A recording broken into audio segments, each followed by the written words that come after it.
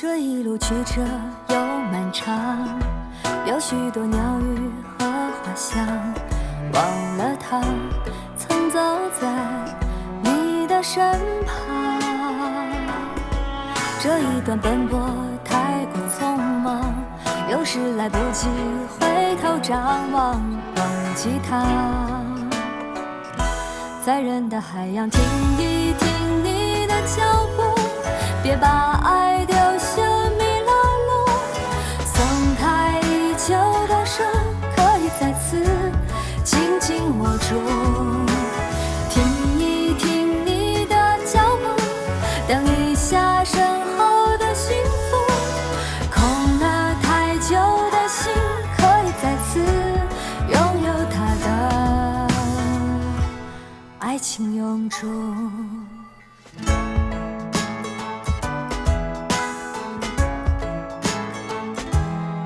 这一路曲折又漫长，有许多鸟语和花香，忘了他曾走在你的身旁。这一段奔波太过匆忙，有时来不及回头张望，忘记他。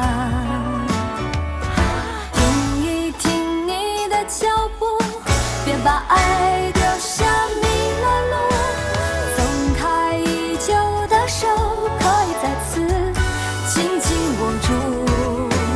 听一听你的脚步，等一下身后的幸福，空了太久的心，可以再次拥有它的爱情永驻。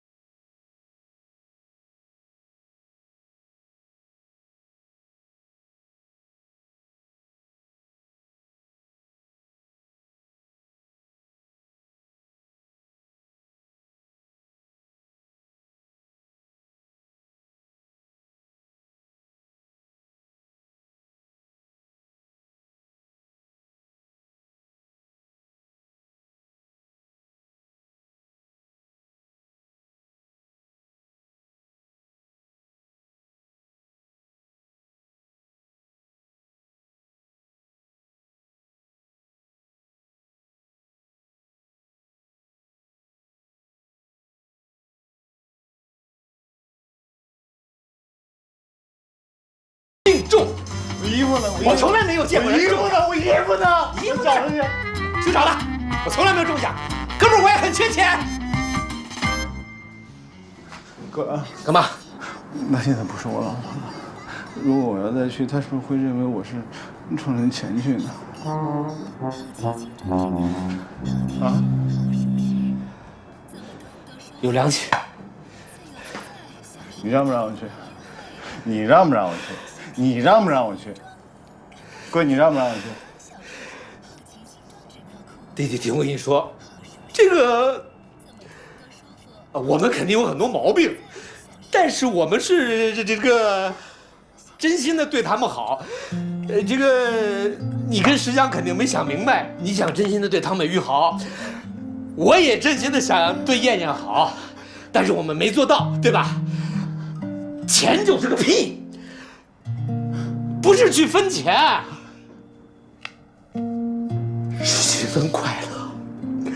你跟他说，你说你中奖了，中了1000万，这1000万呀，以后就算他爸离了婚，也能让你衣食无忧，可以养儿子。你跟他说，给我1分钱，给我1分钱，这1分钱。是我们以前曾经所有度过的岁月，是我们共同的快乐，听懂没？你带我去。听懂没？走吧，快他们去！我走了。去，我走了。去！拜拜，哥。你穿衣服啊。有时你需要迅速锻炼，花精纯魔力迅白含3倍蓝光迅白因子，一次刷牙灼热炫白笑容。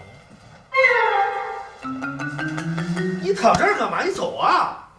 找呢，老婆，老公救你了，贱人！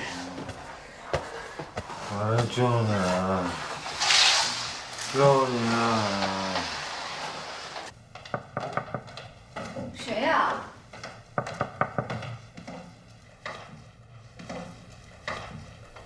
谁呀？我小汤，我海东啊。你怎么来了？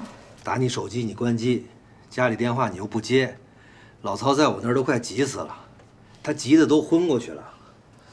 喝多了吧，你们俩？我告诉你一件惊人的喜讯，这说。你还不让我进门了？哦，这有一包那个老曹的东西，刚好你来了，带给他。我不管，我又不是来取东西的。小汤，你听我跟你说，是人就犯过错，尤其是男人，男人怎么能保证一辈子注意力那么集中呢？他总有这种晃神的时候吧？哦，他犯了一个错，他就不能回家了，你就不能原谅他。我说的对吧？你说的都对，你做到了吗？你也没有原谅焦艳艳呀，你为什么不能把她的出轨当成也是偶然的、可以被原谅的错误呢？小汤，你听我跟你说啊，这个你们俩呀，和我跟焦艳艳不一样。曹乾坤是我这么久的哥们儿，他撒谎我看得出来，他难受我也看得出来。你听我跟你说，他是真心真意的爱着你，爱这个家，爱孩子。他确实犯了错，他现在非常非常的后悔。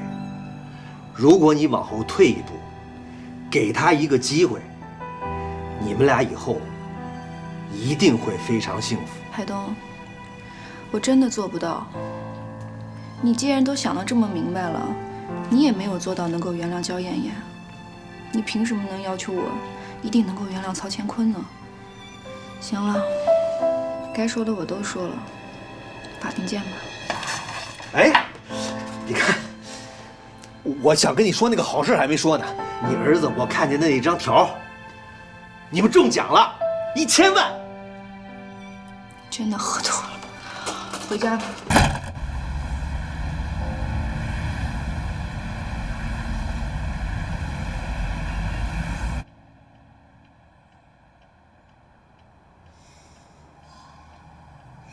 姐。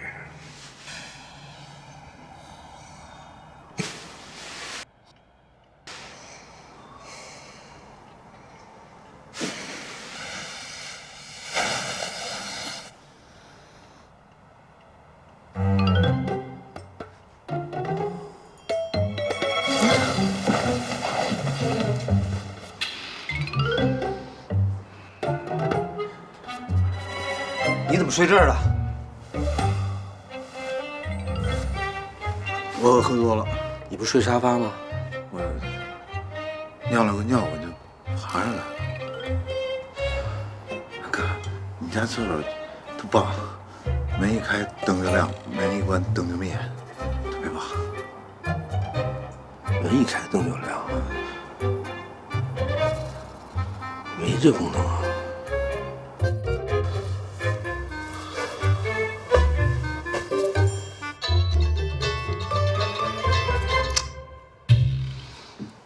喂，我是小刚，我们老大让我通知您说，汤美玉离婚那个案子啊，他会和罗丽律师共同代理啊。您要有什么疑问的话，您可以打电话问我，我现在不是他的助理吗？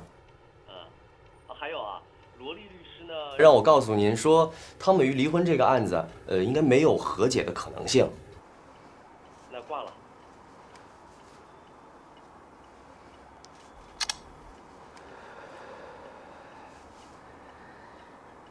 贱人，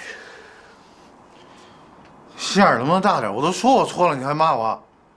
潘小刚，人五人六的。咋的了？你的离婚官司现在由吴文辉全权代理，潘小刚负责通知我一下。你干嘛又用我牙刷啊？蓝的不是我的吗？我给你的是粉的。没事，我不嫌弃你。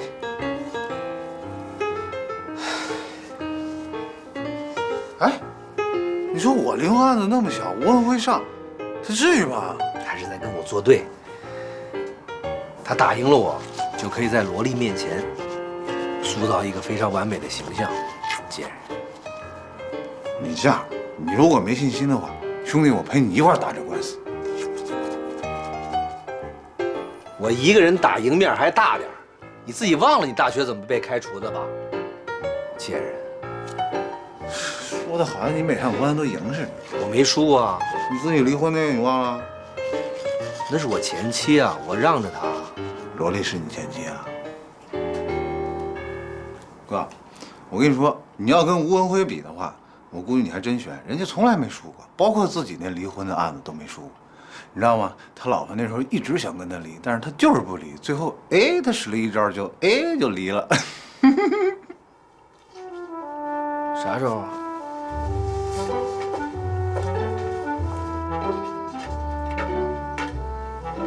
你俩听话。我跟你说啊，吴文辉可够孙子的，他呢常年不搭理他老婆，而且他还给他老婆找了一小帅哥。哎，最后顺利离婚，啥都没有给人家。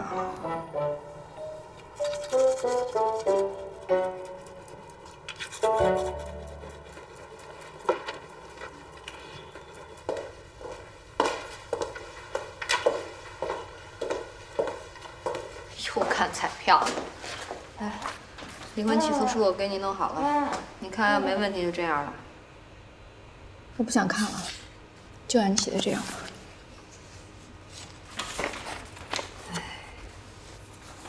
最后再问你一次，真就这么决定了？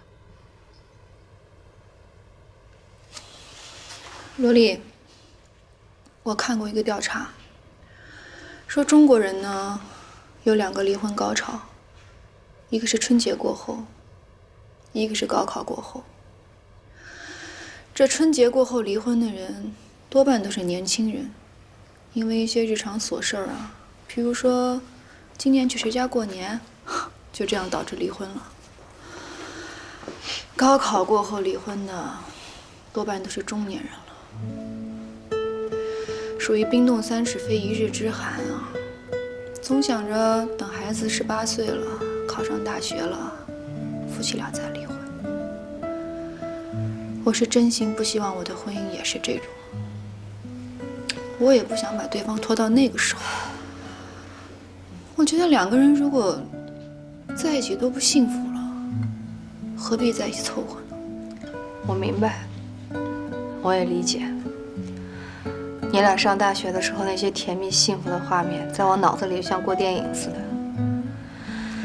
真没想到会走到今天这一步。说真的，我一点都不想结你们这案。洛莉，我是真的不想跟他再有任何瓜葛，以免节外生枝，我才拜托你当我的律师，不然这官司我自己都能打。你这官司不复杂，孩子也没满2周岁，抚养权也是你的。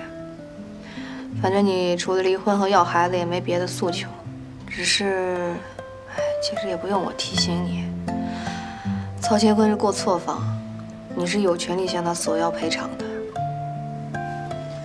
最珍贵的感情都没有了，只是什么都赔偿不了的。我什么都不想要，我现在就想跟他顺顺利利的离婚。但你也不能只顾现在不管以后啊，这种事情上真不能意气用事。你还有这么大一孩子要养呢，你也好久没工作了，你连积蓄都没有，以后呢？以后怎么办？想那么多干嘛呀？接着研究我的彩票呗。彩票要是能发家致富，母猪都能上树了。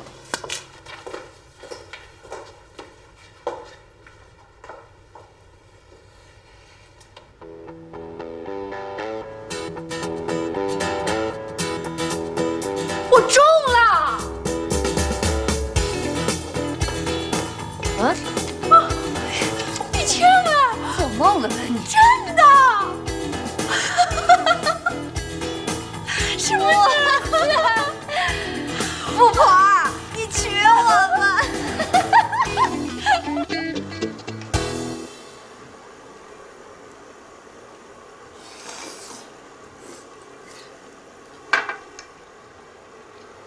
你就记住一点，你咬定牙，说你深爱汤美玉，只要法官不能认定你们的感情破裂，他就不能判离。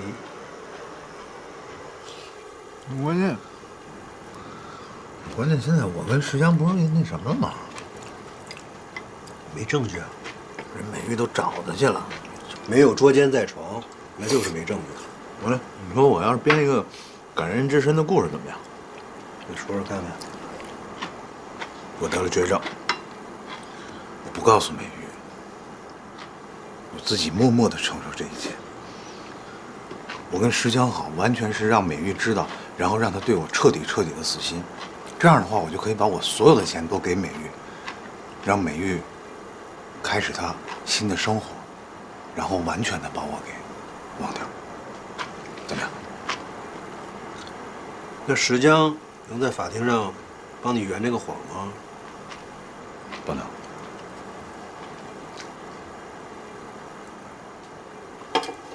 我有短在石江那边。什么短？照片。什么照片？你刚才看这个照片？那你不是拍的是石江吗？有我的。你有啥好拍的啊？那你不懂生活情趣。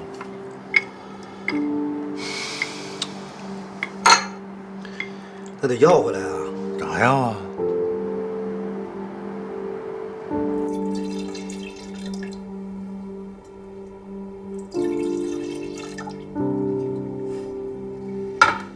你想删就删吧，反正云端上有的是。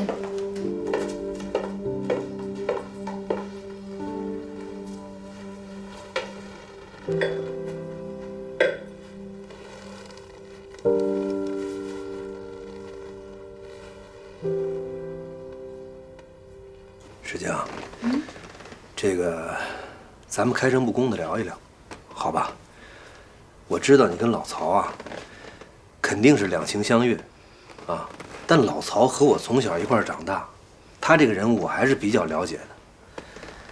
你说他要本事没本事，要责任心没责任心，就算你真的让他跟小唐分开，跟你在一起，你就不怕？啊，他哪天把你这些家当给你败光了？哎，就算是他跟你在一起以后，在你的教育下改邪归正、事业有成，他今天能甩开小汤和孩子跟你在一起，你怎么就能知道他跟你在一起以后就不会跟别人跑啊？对吧？石江，你听我一句劝啊，我不管你存了多少，你抬抬手。把你存的这些删了，好吧？给他一个活路，给你一条退路，以后咱们大家还都是朋友，行吗？这个世界上，有人喜欢吃 cheese， 有人喜欢吃臭豆腐，我就是喜欢吃臭豆腐的那种人，我就好这一口。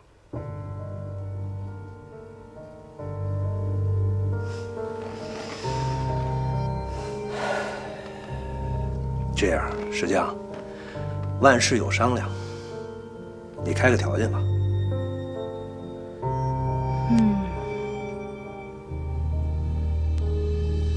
如果我要是把这些照片上传到网上，他们会说我是道德败坏。可是如果我要是跟你谈成一个价钱，做了这笔交易，再被你录下来，那我就是敲诈，这点法律常识我还是知道的。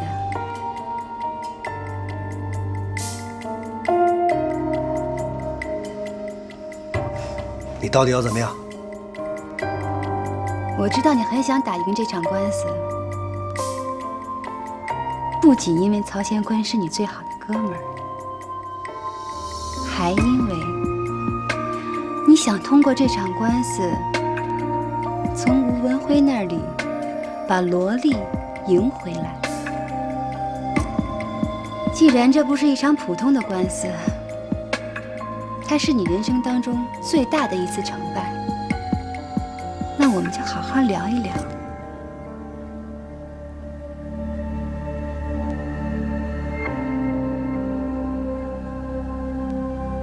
我现在倒是有一个机会，就不知道你能不能做得到了。几个意思啊？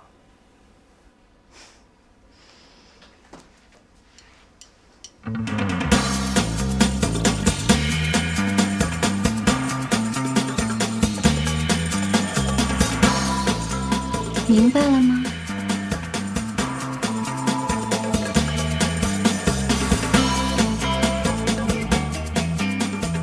不是特别懂这个。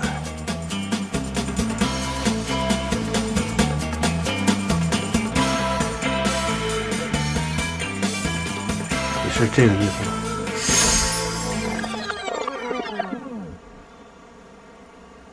可能吗？可能，我可能吗？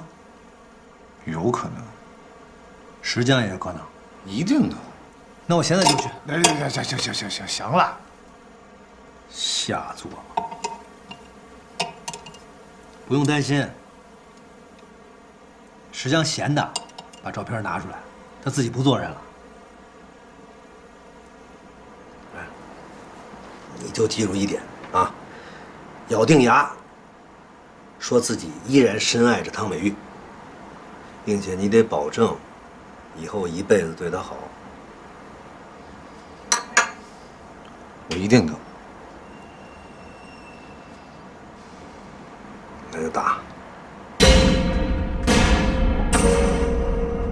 我国婚姻法第32条第2款规定，人民法院审理离婚案应进行调解，如感情已破裂，调解无效，应准予离婚。可我的当事人对女方仍有很深的情感，女方也仅仅是因为双方之间的误会而一时激动，所以双方不是不可挽回。我的当事人汤美玉和曹乾坤夫妻关系确已破裂，破裂的原因在于男方有外遇，做了严重的伤害了夫妻之间感情的事情，没有修复与和好的空间，应准予离婚。你凭什么说我们破裂啊？你有什么证据啊？尊敬的审判长，我不同意和我妻子离婚，因为我们的感情还没有破裂，而且我们是奉子成婚。他的意思是，婚姻基础比较牢固。很显然，男方结婚的目的并不完全出自于对女方的感情，正如他自己所说，是在未婚先孕、奉子成婚的基础上建立了这场婚姻。这样的婚姻基础通常是比较薄弱的。罗莉，你什么意思？啊？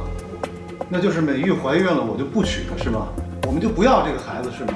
你是想让我的孩子没有爸爸跟妈妈是吗？我的当事人提出离婚诉求并不是一时冲动，而是经过深思熟虑。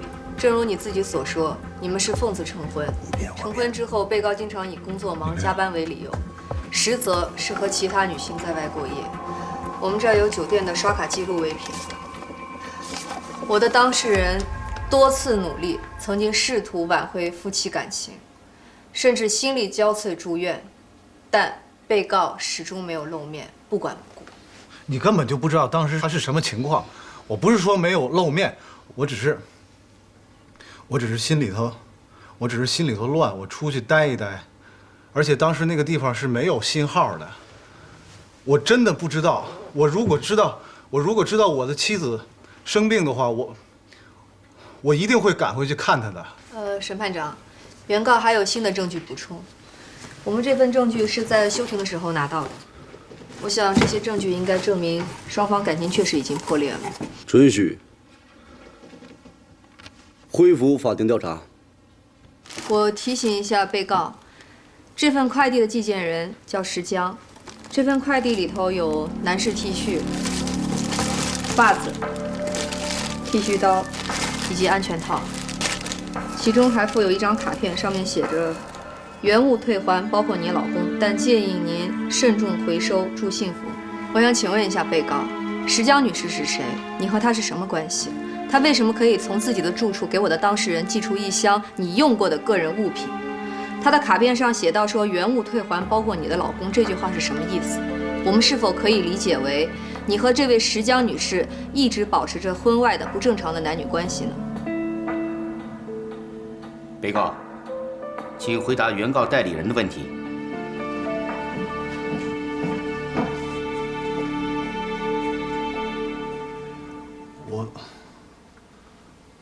我不知道应该怎么说我跟这个石江女士的关系，但是我承认我那个时候是一时糊涂，但是我那个时候我真的是一直住在我的律师家里头，我没有像刚才对方辩护律师说的那样。那么也就是说，你承认你和石江女士确实存在同居关系，从而导致了你和我的当事人汤美玉女士夫妻感情破裂，是这样吗？罗丽，我没有承认我跟她有同居关系，而且你凭什么说我们感情破裂？你结过婚吗？你知道什么是婚姻吗？美玉，这是你朋友，这是你闺蜜是吧？你可以跟他们过一辈子吗？你可以跟他们过一辈子吗？如果，那我们的孩子，他们可以养我们的孩子一辈子吗？我就想问问你这个。我们到现在为止，都没有听到被告对自己所犯过的错误忏悔，向我的当事人汤美玉请求原谅。我们甚至连一句对不起，我错了都没有听到。所以我的当事人认为，被告不值得爱，这样的婚姻也不值得去珍惜。我的当事人不善于表达，但这并不证明他不深爱他的妻子。他担心他的妻子在离婚以后会遇人不淑，这更说明了他深爱他的妻子。小汤，你比我更了解曹乾坤，你可以认真的想一想，你们是如何一步一步走到今天的。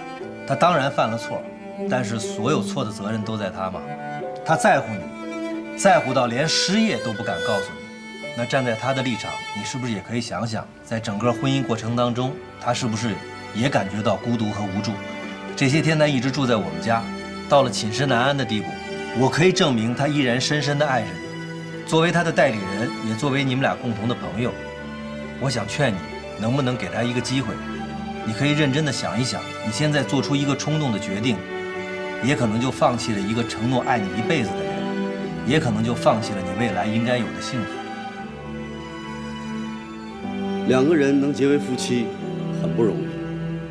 被告是有些错误，但是你能不能给他一次机会呢？让他以实际行动来改正自己的错误呢？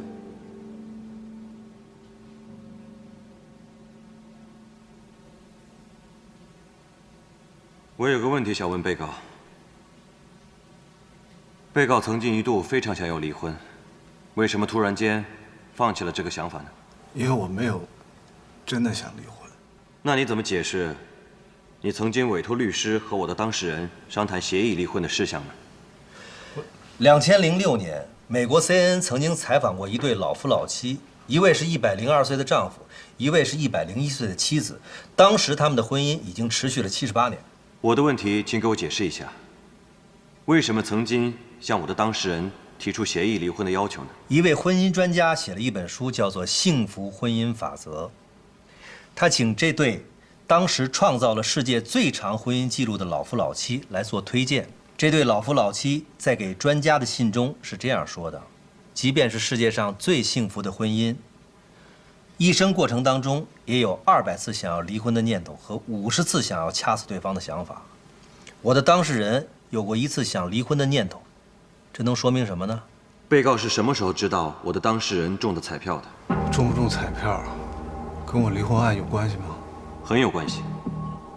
你有了外遇想离婚，但是没有资格提起离婚诉讼，因为法律规定，女方在分娩后1年内，男方不得提出离婚。你玩失踪，不和妻子对话，然后全权委托给律师来办理协议离婚。而在你妻子犹豫的时候，你又以冷暴力对待你的妻子，打电话不接，发短信不回，直至以分居的方式使你的妻子忍无可忍，提起离婚诉讼。但就在你收到法院传票的当天，你的妻子买了彩票，而且当天晚上开奖就中了头奖，然后你就改变主意不离婚了，还口口声声说对你妻子有感情。我想问问你，你到底是对你妻子有感情，还是对头奖有感情？你能不在这胡说八道吗？请你回答我的问题。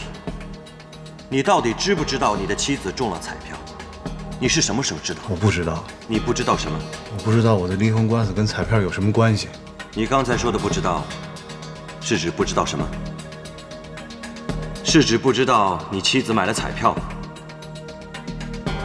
中奖当天晚上，你的代理人池海东给我当事人代理人罗丽打了一个电话，说有急事找我的当事人，然后电话被你接了过去。你还记得你当时说了什么吗？我当时很担心他，他电话打不通，所以我打到罗丽那儿。我只是担心他，我没有别的。怎么了？你跟罗律师说，池律师记性非常好，过目不忘。他曾经看到一张便签，上面写了一组彩票号码。我的当事人告诉池律师，这组号码是孩子选的，他要去买彩票。就在当天晚上，池律师发现这组号码正是中奖号码，所以你问罗律师，我的当事人到底有没有买彩票？你还说如果买了就中了，是头奖。我还有一个问题要问被告，你先知道石江是一位富有的女士，然后你才追的她是吗？你以为我是吃软饭的吗？姓吴的，你要干嘛？我问问你，我知道你现在是怎么想的，你不就是想讨好罗丽吗？好，罗丽，我告诉你啊，你千万别被他的伎俩所骗。你身边坐的这是一个人面兽心、狼心狗肺的人。我跟你说，他连池海东的一个小手指头他都谈不上。人家池海东天天在家拿一个望远镜看着你，人家做梦的时候也喊着你的名字。可是他在做什么？我就问你，他在做什么？他不值得你爱，你知道吗？法官，被告言辞过激，谩骂律师，已经严重超出法庭辩论的范畴。被告，请你坐下，请你控制自己的情绪，注意法庭秩序啊。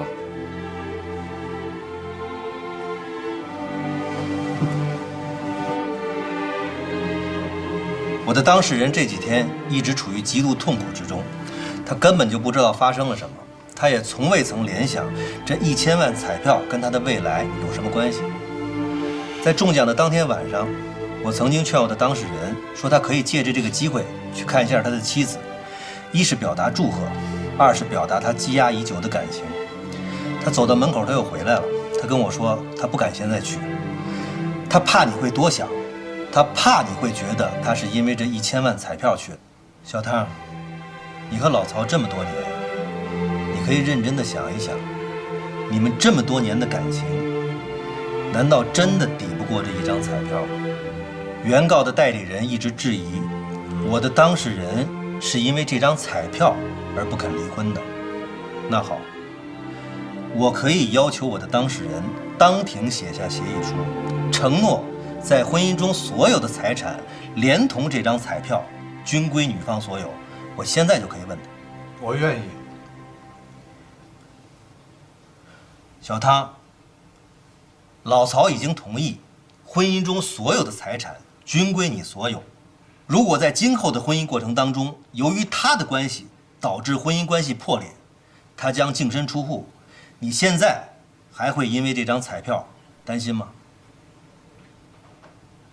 原告，如果被告愿意和你签署一份这样的和解协议，那么你能不能重新考虑一下你们夫妻的关系，同意调解和好？如果调解和好的离婚案件，作为原告，半年之内是不能再起诉离婚的。如果你想再离，就要过半年。吴老师，我听您的，你觉得我现在应该怎么办啊？如果他对你有感情，即使你们离婚，也不妨碍他对你有感情。如果他对你没有感情，你就是故意说两句吗？他没感情，我一直都你说。婚姻不光是感情，还有很多义务，比如你们是夫妻，他跟别人借钱，那么这个钱就可能算到你们夫妻共同的债务上。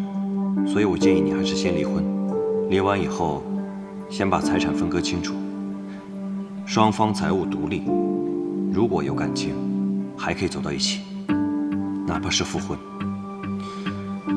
如果不离的话，要是他对你另有所图，到时候你就可能人财两空。这是我的个人建议。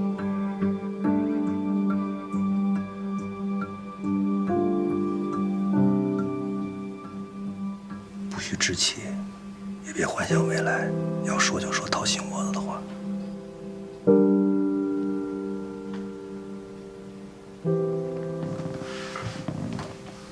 尊敬的审判长，我能讲2句话吗？准许。首先，我对我刚才的鲁莽行为做出道歉，非常对不起。人们常说，婚姻是爱情的坟墓，但是在我和美玉的这段婚姻当中，我从来没有这样认为过。我记得我们是相识在大学里的，那个时候她是所有人眼中公认的校花，是所有男生心目当中的梦中情人，我也不例外。但是有的时候，生活就像是一场魔术，把我们俩变在了一起。我知道，很多人都说我其实没有那么优秀，而且也配不上，但是我一直坚信，我会握着她的手一直走到最后。我那个时候真的就是这么想的。我记得我们第一次牵手，第一次拥抱，美玉第一次看见我的眼睛，我就觉得我是全世界最幸福、最幸福的男人。我从来没有奢望过她能嫁给我，可是我真的娶了她。我从来没有想过，我们会有今天这样的一天，坐在这块来打我们自己的离婚官司。如果我早能知道这样的话，我宁可我们当初没有相遇，因为这样的话伤害他的人不会是我。就在今天早上，应该是昨天晚上吧，我躺在床上在想，如果要是能地震、火山爆发，甚至是世界末日，那该有多好！这样的话，我就不用第2天站在这里残忍地面对现在的一切。我想着想着，天就亮了。没有发生天灾，天空比任何时候都晴朗，阳光比任何的时候都刺眼，直接刺在我的心里头，让我无处藏身。还能说让我坚强？好，我坚强。美玉，我记得那个时候我和你说过，我是从一个小地方出来的，条件没有别人好，也不可能满足你很多的愿望。但是那个时候我知道我的优势，是因为我个子比别人高。我当时说，如果天塌下来的话，有我为你顶着，我会好好保护你，不让你受一点点伤害。